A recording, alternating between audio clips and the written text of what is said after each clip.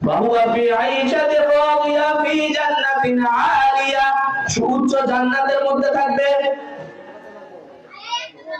ফি জান্নাতিন আলিয়া কুতুফুহা দানিয়া, যেই জান্নাতের ফলগুলো থাকবে একেবারে নিকটে। দুনিয়ার গাছের ফল থাকে উপরে, গোড়া থাকে নিচে। জান্নাতে উল্টো, গাছের গোড়া থাকবে উপরে, ফলগুলো থাকবে নিচে। কুতুফুহা দানিয়া, আল্লাহ তাআলা বলেন এমন জান্নাতে থাকবে যে জান্নাতের ফলগুলো জান্নাতের একেবারে সন্নিকটে থাকবে। ফি সিদরিম মাহদুদ, সূরা ওয়াকিয়ার মধ্যে আছে। বড়ই বৃক্ষ থাকবে, বড়ই গাছে কোনো কাঁটা থাকবে না। ওয়াতালহিন মামদুদ, কলা থাকবে, কাদি কাদি কলা। এভাবে ওয়াফাকিহাতিন কাসীরা, বিভিন্ন ফল থাকবে, বিভিন্ন আইটেমের খাবার থাকবে। এই এত বর্ণনা আল্লাহ রাসূল দিয়েছেন। লাবিনাতুম মিন যাহাবিন ওয়া লাবিনাতুম মিন ফিদ্দা, একটা ইট হবে স্বর্ণের, একটা ইট হবে রূপার। যে দুনিয়াতে হাফেজে কোরআন হবে আল্লাহ তাআলা তাকে 6666 তলা বিশিষ্ট একটা বিল্ডিং প্রাসাদ দান করবেন। সুবহানাল্লাহ, সুবহানাল্লাহ। দুনিয়ার ইটের তৈরি না, ইট বালু সিমেন্টের তৈরি না। আল্লাহর নবী বলেন লাবিনাতুম মিন যাহাবিন ওয়া লাবিনাতুম মিন ফিদ্দা, যে 6666 তলা বিশিষ্ট হাফেজের বিল্ডিংটার একটা ইট হবে স্বর্ণের, এক একটা ইট হবে রূপার। তার ফ্লোর হবে মিশকের, মিসকুল আলফার। এত দামি দামি ওয়ালুলু বনি মুক্তা খচিত বিল্ডিং দেবে আল্লাহ তাআলা। আরো নাজ নিয়ামতের বর্ণনা হাদিসের মধ্যে প্রচুর আছে। লা ইয়াকুলুনা ফিহা, তাদের সেখানে প্রস্রাব পায়খানা হবে না। লা ইয়ামুতুনা ফিহা, জান্নাতীদের কখনো মৃত্যু হবে না। লা ইয়াশ, তারা কখনো বৃদ্ধ হবে না। তাদের যৌবন সর্বদা, যৌবন অটল থাকবে, কখনো বৃদ্ধ হবে না, শরীরে কোনো ক্লান্তি আসবে না। এত নাজ নিয়ামত বর্ণনা করার পরে আল্লাহ তাআলা হাদিসে কুদসিতে বলেন যে এমন আরো নাজ নিয়ামত আছে যেগুলা মানুষকে বললে মানুষ এখন বুঝবেই না, মানুষের কল্পনাতেও আসবে না। তো যাদের আমলনামা ডান হাতে আসবে তাদেরকে আল্লাহ তাআলা বলতেছেন যে এমন জান্নাত থাকবে, সুউচ্চ জান্নাতে, ফি জান্নাতিন আলিয়া কুতুফুহা দানিয়া, কুলু ওয়াশরাবু হানিআন বিমা আসলাফতুম ফিল আইয়ামিল খালিয়া। আল্লাহ বলবেন আজকে খাও বান্দা, আজকে পান করো, আজকে কোনো বাধা নাই। দুনিয়াতে মদ খাইতে নিষেধ করছি, আজকে আমি আল্লাহ নিজ হাতে তোমাদেরকে মদ খাওয়াবো। ওয়াসাকাহুম রাব্বুহুম শারাবান তাহুরা, তাদের রব তাদেরকে নিজ হাতে শরাব পান করাবেন, মদ পান করাবেন। যে মদ খেলে কোনো মাতলামি আসবে না, যে মদ খেলে মাথা ঘুরাবে না, যে মদ খেলে আবল তাবল কিছু বলবে না, বরং মেধা আরো চাঙ্গা হবে, শরীর আরো সতেজ হবে। ওয়াসাকাহুম রাব্বুহুম শারাবান তাহুরা। আল্লাহ তাআলা আমাদের সকলকে আল্লাহ তাআলার কুদরতি হাতে শরাবে তহুরা পান করার তৌফিক দান করুন। আল্লাহ তাআলা নিজে পান করাবেন, কিন্তু আল্লাহ তাআলা বলতেছেন এই দুনিয়াতে এটা ত্যাগ করতে হবে। দুনিয়াতে যদি আল্লাহ তাআলার হুকুম মতো চলতে পারি, আল্লাহ বলবেন আজকে খাও। কুলু ওয়াশরাবু হানিআন বিমা আসলাফতুম ফিল আইয়ামিল খালিয়া, তোমরা যে দুনিয়াতে যে আমল করে এসেছো, কষ্ট করে এসেছো, শীতের রাতে কত কষ্ট হয়েছে। আযান দেওয়ার পরে যখন মুয়াজ্জিন বলেছে as-সালাতু খায়রুম মিনান নাওম, as-সালাতু খায়রুম মিনান নাওম, ঈমানদার ব্যক্তি আর ঘুমিয়ে থাকতে পারে নাই, ঈমানদার ব্যক্তি আর ঘুমাইতে পারে নাই। মুয়াজ্জিনের আযান শুনে সে পুরা কম্বল কাঁথা যা ছিল সব ফেলে দিয়েছে, ঠান্ডা পানি দিয়ে ওযু করে অন্ধকারের মধ্যে চলে আসছে। আল্লাহ রাসূল বলেন বাশশিরিল মাশাইনা বিদ-দুলামি বিন-নূরিত তাম ইয়াউমাল কিয়ামা, যারা অন্ধকারের মধ্যে হেঁটে হেঁটে ফজরের নামাজে চলে এসেছে, শীতের রাতে ঠান্ডা পানি দিয়ে ওযু করে, তাদেরকে কাল কিয়ামতের মাঠে পরিপূর্ণ আলোর সুসংবাদ দিয়ে দাও। যেই কিয়ামতের মাঠ পুরাটাই থাকবে অন্ধকার, এই অন্ধকারের মধ্যেও যারা আল্লাহ তাআলার ফরজ বিধান পালন করার জন্য, ফরজ নামাজ পড়ার জন্য মসজিদে চলে এসেছে, তাদের ডানে নূর থাকবে, বামে নূর থাকবে, সামনে নূর থাকবে, পিছনে নূর থাকবে। তাদেরকে চতুর্দিক থেকে নূর বেষ্টন করে তাদেরকে জান্নাতে ইস্তেকবাল করতে করতে জান্নাতের দিকে নিয়ে যাবে। সুবহানাল্লাহ, সুবহানাল্লাহ। আল্লাহ বলেন কুলু ওয়াশরাবু, আজকে বান্দা খাও পান করো বিমা আসলাফতুম ফিল আইয়ামিল খালিয়া। দুনিয়াতে যে কষ্ট করে এসেছো, দুনিয়াতে মন চাইছে হারাম খাইতে, নাচ গান দেখতে, হারাম সম্পর্ক জড়ায় পড়তে, অনেক মন চাইছিল, অসৎ কর্ম করে পাশের বাড়ির প্রতিবেশী লক্ষ লক্ষ টাকা কামাইছে, এটা তুমিও পারলে করতা, কিন্তু আল্লাহ হারাম করছে, এই জন্য করো নাই। আল্লাহর বিধানের মধ্যে নাই কুলু ওয়াশরাবু বিমা আসলাফতুম ফিল আইয়ামিল খালিয়া, খাও পান করো, আজকে আর কোনো বাধা নিষেধ নাই। তো এই যে ঘটনা বলতেছিলাম, 99টা আমলনামা তার এক পাল্লায় রাখা হয়েছে। যখন 99টা আমলনামা তার বদির পাল্লায় রাখা হয়েছে, আর নেকির পাল্লায় কিছুই নাই। নেকির পাল্লায় রাখা হচ্ছে ছোট্ট একটা কাগজ। তখন ওই লোক বলবে আতাস্তাজিউনি ওয়া আনতাল মালিক, আল্লাহ আপনি মহান বাদশা, আপনি এত বড় বাদশা, বাদশাদের বাদশা, রাজাদিদার, রাজাদের রাজা, আপনি এত বড় মহান বাদশা হয়ে আমি ক্ষুদ্র বান্দার সাথে আল্লাহ থেকে আমাদের মাঠে ঠাট্টা বিদ্রুপ করতেছেন, ঠাট্টা করতেছেন। আতাস্তাজিউনি ওয়া আনতাল মালিক, আপনি বাদশা হয়ে আমার সাথে কিভাবে ঠাট্টা করেন? আল্লাহ বলেন কি হয়েছে? সে বলবে আল্লাহ এইদিকে 99টা খাতা আমলের, বদ আমলের, আর এখানে ছোট্ট একটা চিরকুট, ছোট্ট একটা কাগজ। আল্লাহ বলেন না, আমার এখানে এটা নিয়ম মাপা হবে। ফাআম্মা মান সাকুলাত মাওয়াজিনুহু ফাহুয়া ফি আইশাতির রাদিয়া, যার নেকির পাল্লা ভারী হবে সে সন্তুষ্ট শান্তির জীবন লাভ করবে। ওয়া আম্মা মান খাফফাত মাওয়াজিনুহু ফাউম্মুহু হাবিয়া, যার নেকির পাল্লা হালকা হয়ে যাবে, গুনাহের পাল্লা ভারী হয়ে যাবে, তার ঠিকানা হবে হাবিয়া নামক দোজখ। ফাউম্মুহু হাবিয়া, তার ঠিকানা হবে হাবিয়া, জাহান্নাম হবে তার ঠিকানা। এটাই আমার বিধান। সুতরাং মাপা হবে। মাপ হলো, মাপ দেওয়ার সাথে সাথে ওই যে চিরকুট লেখা আছে, ওই যে ছোট্ট চিরকুট, ওইটার পাল্লাটা ভারী হয়ে গেছে, আর যে 99টা খাতা সেটা হালকা হয়ে গেছে। বান্দা তো অবাক হয়ে গেল, কি ব্যাপার? ওই চিরকুট খোলা হবে, খোলার পরে দেখা যায় ওই চিরকুটের মধ্যে লেখা আছে লা ইলাহা ইল্লাল্লাহ। সুবহানাল্লাহ। আল্লাহ রাসূল বলেন ঠিকই আছে, আল্লাহর নামের সাথে কোনো কিছু ভারী হইতে পারে না, আল্লাহর নামের সাথে কোনো কিছু ওয়েট চলে না। আল্লাহর নাম ভারী হয়ে গেছে, ওই লোকের ব্যাপারে জান্নাতের ঘোষণা হয়ে গেছে।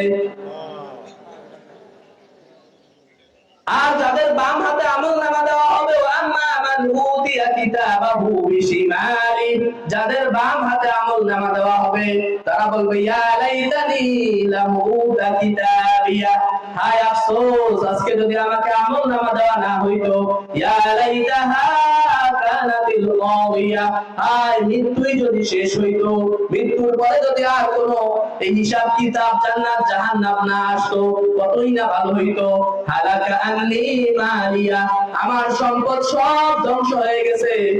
ফামা হালাকা আন্নি মালিয়া হালাকা আন্নি সুলতানিয়া, আমার রাজত্ব ধ্বংস হয়ে গেছে। ফামা আগনা আন্নি মালিয়া, আমার সম্পদ আমার কোনো উপকারে আসলো না। এভাবে আফসোস করতে থাকবে, কিন্তু সেই আফসোস কালকে আমাদের মাঠে কোনো কাজে আসবে না। এজন্য আল্লাহ রাসূল বলেন বাদিরু বিল আমাল, তোমরা তাড়াতাড়ি কিছু নেক আমল করে নাও।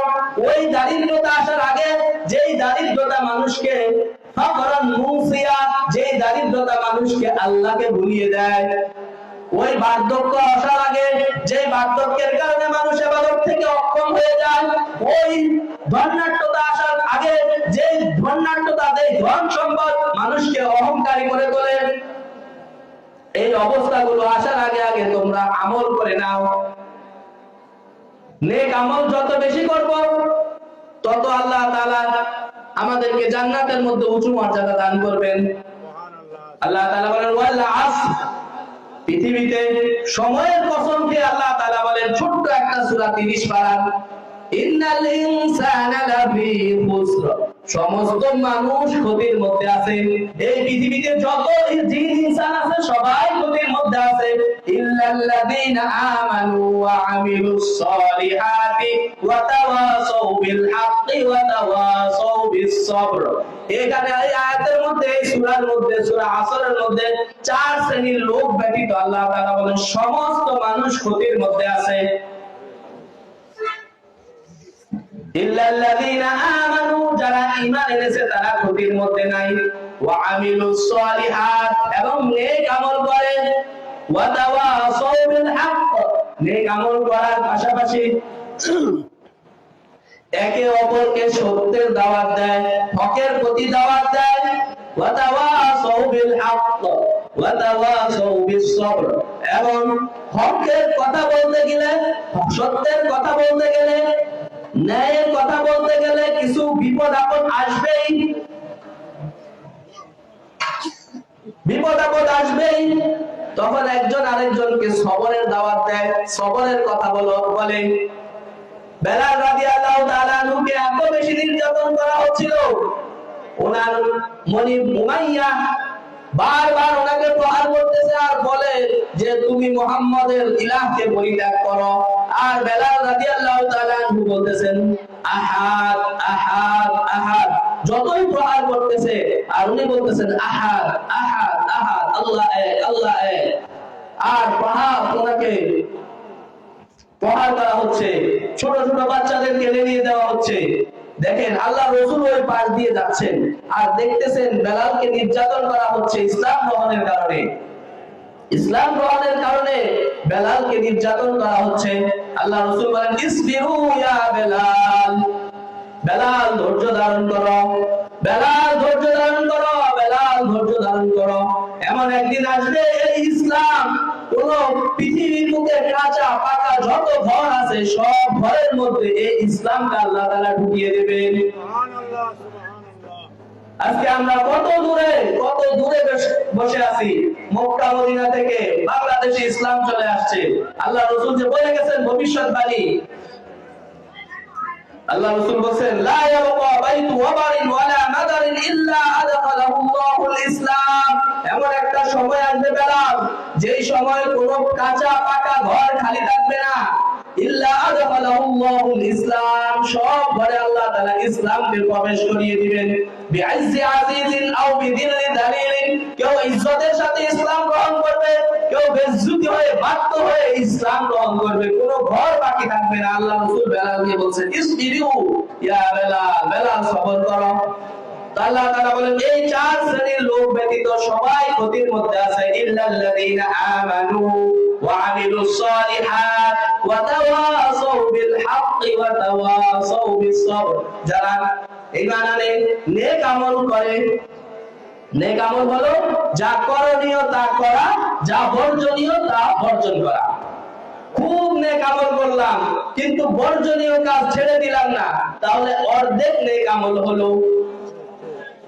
অনেক নেক আমল করলাম, মসজিদ থেকে বের হয়ে অপরের হক নষ্ট করলাম, হজ করতে করতে আলহামদুলিল্লাহ অনেকগুলা হজ করলাম কিন্তু আরেকজনের জমি দখল করে বসে আছি, আরেকজনের ঋণ নিয়ে সেই ঋণ আর পরিশোধ করতেছি না। তো বর্জনীয় কাজ, সুদ ঘুষের মধ্যে আমার অংশগ্রহণ আছে, তাহলে বর্জনীয় কাজ ছাড়লাম না, নেকের কাজ খুব করলাম, তাহলে আংশিক নেক আমল হলো। পরিপূর্ণ নেক আমল হবে আল্লাহ তাআলা যা করতে বলেছেন সেটা করা, যেটা ছাড়তে বলেছেন সেটা ছেড়ে দেওয়া।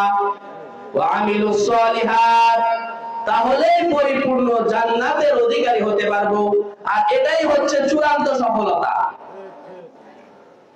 ফামান যুহজিয়া আনিন নারি ওয়া উদখিলাল জান্নাতা ফাকাদ ফাজ।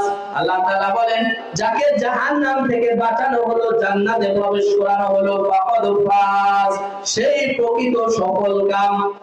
ওয়ামাল হায়াতুদ দুনিয়া ইল্লা মাতাউল গুরুর, আর এই দুনিয়ার জিন্দেগিটা হচ্ছে পুরাটাই ধোঁকার জিন্দেগি। পুরা দুনিয়াকে আল্লাহ তাআলা বলছেন ধোঁকার জিন্দেগি। ওয়ামাল হায়াতুদ দুনিয়া ইল্লা মাতাউল গুরুর, নূহ আলাইহিস সালাম দীর্ঘ হায়াত পেয়েছেন। কোন রায়াতে আছে 12.5 বছর, কোন রায়াতের মধ্যে আছে 18.5 বছর, 1800 বছর। এত দীর্ঘ হায়াত পাওয়ার পরে ওনাকে জিজ্ঞাসা করা হয়েছে, আপনি যে এত লম্বা সময় দুনিয়াতে ছিলেন, এই দুনিয়ার ব্যাপারে আপনার অনুভূতি কি? উনি বলছেন, দুনিয়াতে আমার মনে হলো আমি এক দরজা দিয়ে ঢুকলাম, আরেক দরজা দিয়ে বেরিয়ে গেলাম। 1250, কোন রায়াতে 1850 বছর উনি দুনিয়াতে এত লম্বা হায়াত পেয়েছেন। উনি বললেন, মনে হয় এক দরজা দিয়ে ঢুকছি, আরেক দরজা দিয়ে বের হয়ে গেছি। দাখালতু বিবাবিন ওয়া খারাজতু বিবাবিন আখার। এজন্য আল্লাহ তাআলা বলেন, ওমাল হায়াতুদ দুনিয়া ইল্লা মাতাউল গুরুর ফালা ইয়াগুররান্নাকুম বিল্লাহিল গরুর। সুতরাং খবরদার, খবরদার মানুষ, তোমাদেরকে যেন এই ধোঁকাবাজ দুনিয়া ধোঁকায় না ফেলে দেয়। দেখেন আরেক আয়াতের মধ্যে সূরা ইনফিতরের মধ্যে আল্লাহ তাআলা আফসোস করে বলতেছেন, ইয়া আইয়ুহাল ইনসানু মা গররাকা বিরাব্বিকাল কারীম। হে মানুষ, কোন জিনিস তোমাকে তোমার রব্বে কারীমকে ভুলায় দিল? দুনিয়াতে এসে এমন কি পাইলা যে জিনিস পাওয়ার কারণে তুমি রব্বে কারীমের হুকুম মানতে পারতেছো না? মনে করেন একটা লোক ঢাকা যাবে, তো আপনার তার ছেলে তাকে বলছে, আব্বা ঢাকা থেকে আসার সময় আমার জন্য এই জিনিসটা আনবেন। গতকালকে একজন আলেম খুব সুন্দর ভাবে নামাজের উদাহরণটা দিয়েছে। ছেলে বলতেছে, বাবা আমার জন্য একটা ঘড়ি নিয়ে আসবা।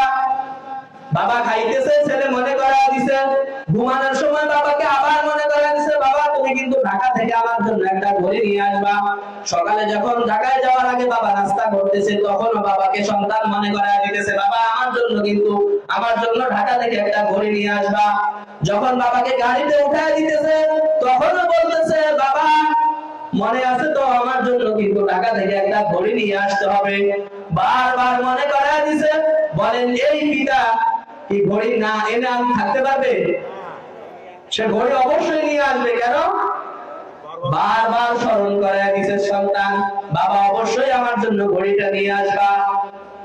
তো হুজুর খুব সুন্দর করে উদাহরণ দিয়ে বুঝাইছেন। দেখেন আল্লাহ তাআলা কোরআনের মধ্যে একবার না, দুইবার না, তিনবার না, 82 বার নামাজের কথা বলছেন। তাহলে আমরা কিভাবে নামাজ নিয়ে আল্লাহর সামনে হাজিরা দেব? 5টা টাকা হারায় গেলে সারাদিন আফসোস থাকে, হায় আজকে 5টা টাকা হারায় গেছে। আমার জীবন থেকে দৈনিক 5 ওয়াক্ত নামাজ হারায় যাইতেছে, আমার কোনো আফসোস নাই। আমার কোনো আফসোস নাই, দৈনিক 5 ওয়াক্ত নামাজ হারায় যাইতেছে। যে নামাজের কথা নামাজ কোরআনে আল্লাহ তাআলা একবার দুইবার বলেন নাই, 82 বার বলছেন। তো কাল কিয়ামতের মাঠে আল্লাহ যদি বলেন, বান্দা কোরআনে আমি একবার বললেই হয় আমার হুকুম, ফেরেশতারা একবার শুনলে কাঁপতে থাকে, আসমান জমিন কাঁপতে থাকে। লা ইয়াসুনাল্লাহ মা আমারাহুল্লাহ ওয়া ইয়াফআলুনা মা ইয়া'মুরুন। আমার ফেরেশতারা এত বিশাল ফেরেশতা, একটা ফেরেশতা যদি সমুদ্র 7 সমুদ্র 13 নদীর সমস্ত পানি যদি ওই ফেরেশতার মাথার উপর ঢালা হয়, এক ফোঁটা পানি নিচে পড়বে না। এত বিশাল বিশাল ফেরেশতা তৈরি করেছেন। ওই ফেরেশতাগুলো যখন আল্লাহ তাআলা কোনো হুকুম করেন, ভয়ে কাঁপতে থাকে। মুহূর্তের জন্য তারা আল্লাহর অবাধ্য হয় না। আল্লাহ তাআলা যদি কাল কিয়ামতের মাঠে প্রশ্ন করেন যে, বান্দা একবার না, দুইবার না, 82 বার বলছি নামাজের কথা কোরআনের মধ্যে, কেন নামাজ পড়লা না? কেন নামাজ পড়লা না? একবার দুইবার বললে তো আমি শেষ করে দেই নাই, বারবার বলছি, 82 বার বলছি। এজন্য হাদিস শরীফের মধ্যে আছে, আল্লাহর নবী বলেন, আউয়ালু মা ইউহাসাবু বিহিল আবদু ইয়াওমাল কিয়ামাতিস সালাহ। কাল কিয়ামতের মাঠে সর্বপ্রথম নামাজের হিসাব হবে। ফাইন সালুহাত সালুহাত সাইরু আমালিহি, যদি নামাজের হিসাব ঠিক হয়ে যায়, সালুহাত সাইরু আমালিহি, তার সমস্ত আমল ঠিক হয়ে যাবে। নামাজের হিসাবের মধ্যে যদি গন্ডগোল হয়, ওয়াইন ফাসাদাত সাইরু আমালিহি, তার যদি তার সমস্ত নামাজের হিসাব ঠিক মতো দিতে না পারে, অন্য সমস্ত হিসাবের মধ্যে গন্ডগোল হয়ে যাবে। এজন্য আল্লাহ রাসূল ইন্তেকালের পূর্ব মুহূর্তে উম্মতকে নামাজের কথা বলে গেছেন। আসসালাতু ওয়াসসালামু ওয়া মা মালাকাত আইমানুকুম। নামাজ ছেড়ো না বান্দা, নামাজ ছেড়ো না। অধীনস্থ যে লোকগুলো আছে তাদের সাথে ভালো ব্যবহার করো। জীবনের শেষ কথা আল্লাহ রাসূলের নামাজ। ধন সম্পদের কথা বলেন নাই যে আমার হাসান হোসেন শহীদ হবে তোমরা একটু দেখা রাখো, ওমর শহীদ হবে দেখা রাখো, আলী শহীদ হবে দেখা রাখো, এই ফিতনা হবে দেখা রাখো, তোমরা সতর্ক থাকো, খালিদের ফিতনা হবে, এগুলা কিছুই বলেন নাই। আল্লাহ রাসূল বলে গেছেন উম্মত নামাজ নামাজ নামাজ ছাড়ো না, নামাজ ছাড়ো না। ওমা মালাকাত আইমানুকুম, সারা রাত ওয়াজ শুনলাম কিন্তু ফজরের নামাজ পড়লাম না, কোনো লাভ হবে না। কালকে আমাদের মাঠে নামাজের হিসাব আগে হবে। এক আবু দাউদের মধ্যে হাদিস আসছে, এক সম্প্রদায়ের কিছু লোক আসছে, এসে বলছে ইয়া রাসূলুল্লাহ আমরা মুসলমান হব, তবে আমাদের তিনটা শর্ত। এক নাম্বার শর্ত হচ্ছে আমরা যাকাত দেব না। আল্লাহ রাসূল বললেন ঠিক আছে তোমাদের যাকাত দেওয়া লাগবে না। ওই সম্প্রদায়ের লোকেরা বলছে দ্বিতীয় শর্ত হলো আমরা জিহাদ করতে পারবো না। আল্লাহ রাসূল বললেন ঠিক আছে তোমাদের দ্বিতীয় শর্ত মেনে নিলাম, তোমাদের যাকাতও দেওয়া লাগবে না, তোমাদের জিহাদও করা লাগবে না। তখন ওই সম্প্রদায়ের লোক তৃতীয় শর্ত বলতেছে আমরা নামাজ পড়ব না। আল্লাহ রাসূল বলেন না না না, এই শর্ত মানা যাবে না। লা দীনা লিমান লা সালাতা লাহু, যার নামাজ নাই তার ইসলামে কোনো অংশ নাই। যার নামাজ নাই তার ইসলামে কোনো অংশ নাই, তোমাদের এই শর্ত মানা যাবে না। তখন ওই লোক সম্প্রদায়ের লোক দেখলো না নামাজ ছাড়া মুসলমান হওয়া যায় না, তখন তারা বলছে ঠিক আছে ইয়া রাসূলুল্লাহ আমরা নামাজ পড়ব। তাহলে দেখেন আল্লাহ রাসূল বলছেন সরাসরি এভাবে হাদিস আসছে মান তারাকা সালাতা মুতাআম্মিদান ফাকাদ কাফার, যে ব্যক্তি ইচ্ছাকৃত নামাজ ছেড়ে দেয় সে কুফরি করে, সে কুফরিতে লিপ্ত হয়। একজন লোক যদি আমাকে কাফের বলে, হে কাফের বলে ডাক দেয়, আমি তো তেলে বেগুনে জ্বলে উঠবো।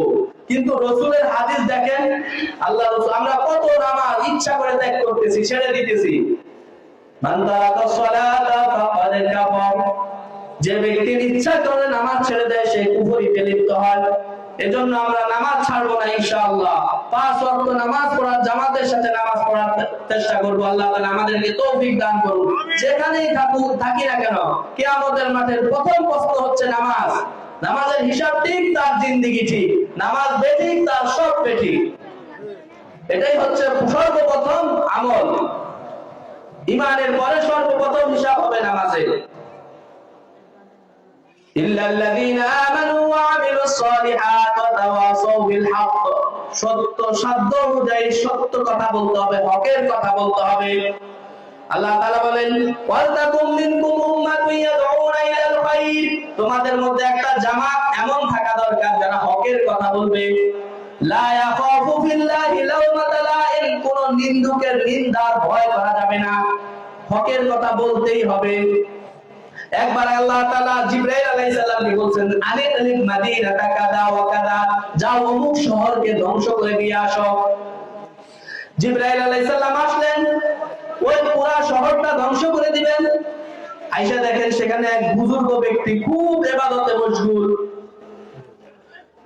জিবরাইল আলাইহিস সালাম আবার আল্লাহর কাছে চলে গেলেন, আল্লাহ ইন্না ফীহি মা'বাদাকা ফুলান লাম ইয়াসিকা তারফাতা আইন, আপনি তো আমাকে অমুক জনপদ ধ্বংস করার জন্য পাঠাইছেন, কিন্তু ওইখানে এমন একজন বুজুর্গ আছে যে এক মুহূর্ত আপনার নাফরমানি করে নাই। এখন এই বুজুর্গ আছে, এই বুজুর্গকে সহ কিভাবে আমি এই এলাকা ধ্বংস করি? আল্লাহ তাআলা বলেন তাকে দিয়ে শুরু করো,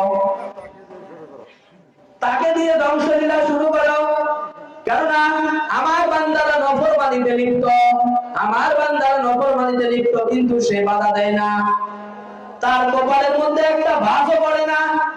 আনিমলিবা আলাইহি ওয়া আলাইহিম, তার থেকে আযাব শুরু করো। এজন্য সৎ কাজে আদেশ দেওয়া, অসৎ কাজ থেকে বিরত রাখা এই উম্মতের অনেকগুলা গুরুত্বপূর্ণ দায়িত্ব থেকে একটা, প্রধান গুরুত্বপূর্ণ দায়িত্বগুলোর একটা। তা'মুরুনা বিল মা'রুফ ওয়া তানহাউনা আনিল মুনকার। আরেক হাদিসের মধ্যে আল্লাহ রাসূল বলেন মান রাআ মিনকুম মুনকার ফালিয়ুগাইয়িরহু বিয়াদিহি, তোমার সামনে যদি কোনো অসৎ কাজ হয়, শরীয়তের বর্ধিত কাজ হয়, নেতা বলতেছে দেখে চুপ করে শুনতেছি হবে না, ঈমান চলে যাবে। কোরআন হাদিস বিরোধী কোনো কথা বললে আমার নেতা বলুক আর যেই বলুক বিরোধিতা করতে হবে।